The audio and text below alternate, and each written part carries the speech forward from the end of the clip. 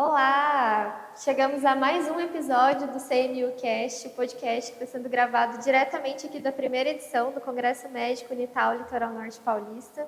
Eu estou aqui com a Bruna Botão, ela foi nossa palestrante aqui hoje. Vou até pegar minha colinha aqui, porque ela é médica emergencista, especialista em medicina de desastres e áreas remotas. E a palestra dela foi muito interessante porque falou sobre esses assuntos. Então, eu vou começar agradecendo a Bruna pela presença, por aceitar o nosso convite, por fazer parte aqui da nossa primeira edição do Congresso e perguntar sobre o que você falou aqui hoje para os alunos e para a comunidade em geral que veio ao Congresso e qual que é a importância de trazer esse debate, essas reflexões para uma formação como essa que a gente está promovendo aqui no Unital. Bom, obrigada. Eu que agradeço, pelo convite. Então, eu falei um pouquinho sobre o gerenciamento de fluxo em desastres, É muito importante o tema por inúmeros motivos, mas eu acho que, inicialmente, é uma área da medicina que não é ainda muito explorada no nosso país como um todo. Nem a medicina de emergência, que é muito nova, como especialidade, com residência médica, e a medicina de desastre, que acaba sendo uma área de subespecialização da medicina de emergência. Eu acho que o Brasil ele é um país imenso, continental. A gente tem, sim, muitos desastres, apesar de o pessoal achar que aqui não tem terremoto, não tem vulcão, não acontece nada, mas a gente tem outros inúmeros tipos de desastre e a gente ainda tem muita coisa para melhorar, tanto na nossa prevenção, no planejamento, na resposta, na recuperação de desastre. Então, eu acho que dentro da medicina, quanto mais a gente conseguir trazer os médicos informação, tanto para a medicina de emergência quanto para a medicina de desastre, eu acho que o país tem muito a ganhar com isso, assim, a curto e a longo prazo, sabe? Uhum. Doutora, a gente viu ali na sua palestra que existe um fluxo, tem aquela pirâmide, existe uma ordem para que as coisas sejam feitas da maneira adequada. Pode explicar um pouquinho sobre isso, por favor? Sim, com certeza. A gente conhece muito, tanto o público leigo como, inclusive, os profissionais de saúde, o topo da pirâmide, que é o simuladão, o famoso simuladão que junta todas as instituições e todo mundo está ali simulando que aconteceu algum acidente com múltiplas vítimas ou um desastre. Mas isso, na verdade, é só o topo da pirâmide.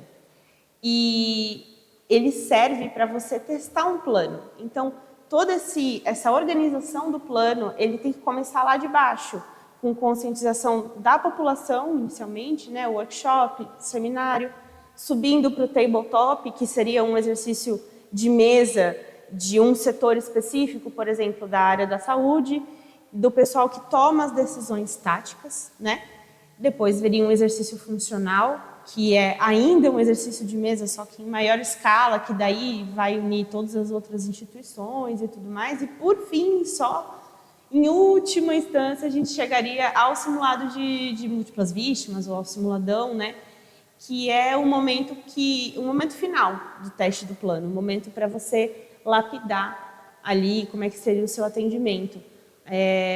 O que a gente vê hoje em dia é que muitas vezes esse simuladão ele é feito de uma forma meio teatral e que de fato não está testando muito um plano, Então, assim, ele não vai ter tanta aplicabilidade para a equipe. Às vezes as equipes que vão no treinamento não é a equipe que vai participar se acontecer alguma coisa, então isso ainda tem que ser ajustado aqui, Uhum. A gente estava falando anteriormente sobre o Brasil ser um país continental e apesar de não existir furacão, vulcão, etc., a gente tem outros desastres. E aqui pertinho mesmo de Caraguá, em São Sebastião, aconteceu realmente aquele desastre, deslizamento e tudo mais. Geralmente atinge, sobretudo, as pessoas que são mais vulneráveis. Então, qual que é a importância de trazer também essa visão humana para esse tipo de atendimento nessas formações que a gente tem promovido aqui hoje, como na sua palestra? A medicina de desastre, ela casa muito com a medicina humanitária, sabe? Até porque a definição de desastre, até pela própria Defesa Civil, ela especifica que é um evento que atinge uma população vulnerável. Então, a partir do momento que você não só faz a prevenção, mas também prepara essa população para saber o que fazer, você diminui muito o impacto do que qualquer tipo de evento adverso possa causar. Lá eu sou de Ubatuba, né? E aí eu e o meu namorado, que também é emergencista, a gente inclusive fundou uma ONG recentemente que chama Instituto Áquila, que é para preparar a população para esse tipo de coisa. E o médico, se ele tem uma formação nisso, ele vai saber dar uma assistência tecnicamente adequada, mas uma assistência que também inspire resiliência nessa comunidade, porque sem uma resiliência, sem um suporte adequado, essa comunidade não consegue se reerguer. E geralmente esses eventos, que também estão associados a eventos climáticos extremos, né, que a gente tem vivido cada vez mais, né, com as mudanças climáticas e todos os impactos que a gente tem, enfim, por N motivos, né, e isso também reforça o quanto a gente precisa cuidar cada vez mais do nosso planeta, para também tornar as pessoas cada vez mais resilientes, né, enfim, e tornar as coisas mais sustentáveis. Mas também tem uma questão, essa questão humanitária, mas qual que é a importância de trazer isso para os alunos que estão se formando aqui agora, né? Porque existe um contexto técnico, mas também existe um contexto humano e também existe, quando acontecem essas tragédias, enfim, infelizmente, existe muito a questão emocional. Às vezes, pelo emocional, a pessoa não consegue ali arrumar uma solução. E qual que é a importância de formar esses alunos para serem não só técnicos, mas também humanos e saberem lidar, sabe, com equilíbrio nessas Sim. situações? Eu acho que, infelizmente, a gente vem perdendo muito dentro da medicina, dentro de todas as especialidades da área da saúde, mas falando pela medicina, eu acho que a gente vem perdendo muito a empatia, sabe? Eu acho que as coisas elas vão ficando tão técnicas e tão subespecializadas que a gente acaba vendo o paciente, né, como um paciente só apenas, não como uma pessoa que tem uma história, que está vivendo um problema, isso independentemente de você estar num desastre ou dentro do hospital ali, fazendo qualquer atendimento.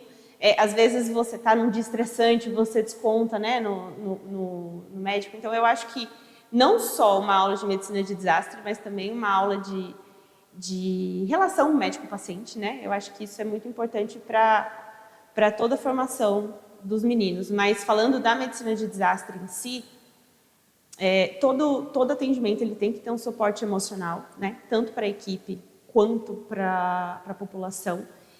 E eles precisam aprender isso no começo, que independentemente se são 100, 200 pessoas ali que você vai ter que atender, que vai ser pesado para você, mas você tem que individualizar aquele ser humano, né? Não é todo mundo ali no mesmo saquinho, no mesmo pacote. Então é você saber ouvir, muito importante você ouvir o que aquela pessoa tem a dizer. Às vezes ela não passou por nada físico, é tudo mental, e às vezes ela só precisa conversar. A gente viu muito isso no Rio Grande do Sul, né? Tinha gente que só queria conversar. Então sentar, ouvir mais às vezes do que falar, acolher a família, né? Eu acho que isso todas as áreas deveriam ensinar, né? Assim, você ser médico de verdade, você cuidar da pessoa como um todo, não só da doença, da fratura, né? Da lesão ali que ela tem. E o que você espera ter passado para esse pessoal que te ouviu ali na palestra? Como você espera que eles saiam desse momento de reflexão? Bom, acho que inicialmente eu espero que eles tenham conhecido a medicina de emergência, né? Que eles entendam que hoje em dia existe um médico que fez uma residência médica nisso, que é um especialista nisso. E eu espero que eles entendam que tem uma subespecialidade que chama medicina de desastre e eu acho que, como especialista, a gente sempre quer cativar para trazer para o nosso lado, né? Eu acho que é uma área que é muito importante, que é muito defasada aqui no Brasil, então, quanto mais gente a gente juntar para o time, melhor. Então, eu realmente espero, acho que uma inspiração, talvez, quem sabe, brotarem alguns especialistas ali no meio. Espero que sim, Bruna. Muito obrigada por esse Obrigada momento. a você. Viu? Obrigada por aceitar o nosso convite, pela generosidade de ceder um pouquinho do seu tempo para conversar com a gente. Obrigada pelo convite. Bom, eu agradeço você também que ouviu e assistiu a gente até aqui. Lembrando que esse e os outros episódios do CMU Cast ficam todos disponíveis lá no canal da Mais Unital no YouTube. Eu fico por aqui e até a próxima.